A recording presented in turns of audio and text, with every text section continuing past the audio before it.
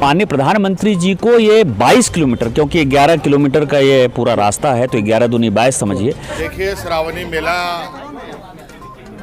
लंबे समय के बाद आयोजित होना है। श्रावणी मेला की मेरी ओर से सभी श्रद्धालुओं को ढेर सारी शुभकामनाएं।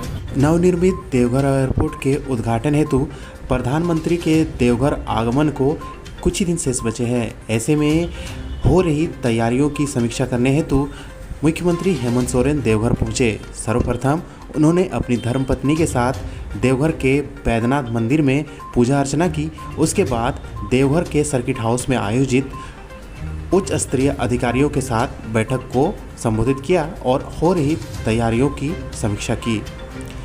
सांसद निशिकांत दुबे ने बताया है कि मोदी के स्वागत में भव्य तैयारियां की जा रही हैं। 22 किलोमीटर का रोड शो होने वाला है, जो कि अब तक का सबसे बड़ा रोड शो होगा। प्रधानमंत्री नरेंद्र मोदी 12 जुलाई को देवघर के दौरे पर आ रहे हैं और हमारे साथ गोड्डा के सांसद निशिकांत दुबे जी हैं। सर, किस तरीके से प्रधानमंत्री पहली बार देवघर आ रहे हैं और किस तरह से आप लोगों ने तैयारियां की है?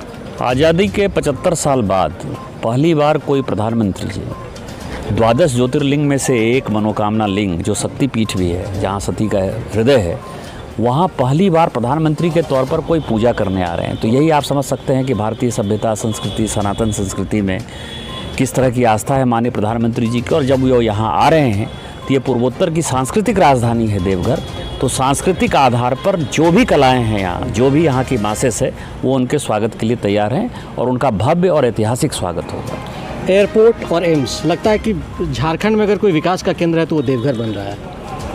माननीय प्रधानमंत्री जी के प्रति मैं शुक्रगुजार हूँ कि उन्होंने देवघर में इतने सारे सौगात दिए।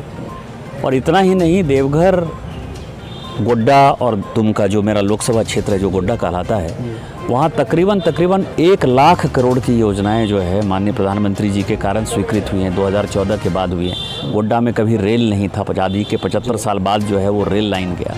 आप जहाँ देवघर में हैं, यहाँ पीने को पानी नहीं था। आप समझें कि एक पुनासी डैम बन रहा था, 50 साल के बाद वो बना। वाटर लेवल यहाँ 1500 फीट नीचे था।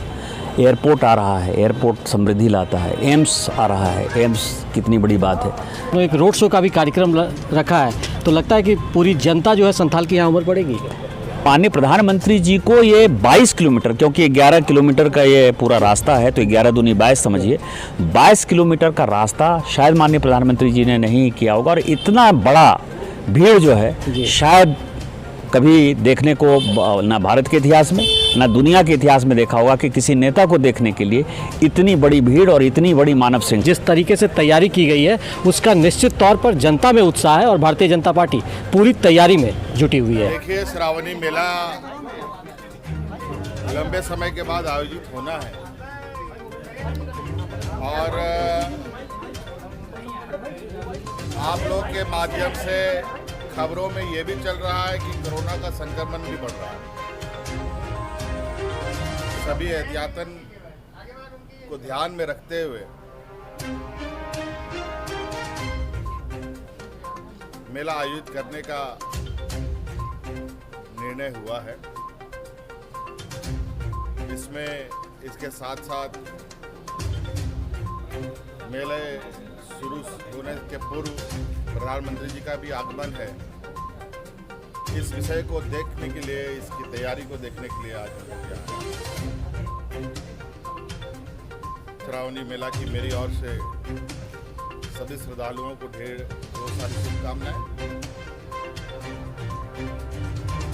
और मैं चाहूँगा कि आप आएँ, बाबा का दर्शन करें, लेकिन वर्तमान समस्या के संदर्भ में भी सचेत रहें, उसे भी ध्यान में रखें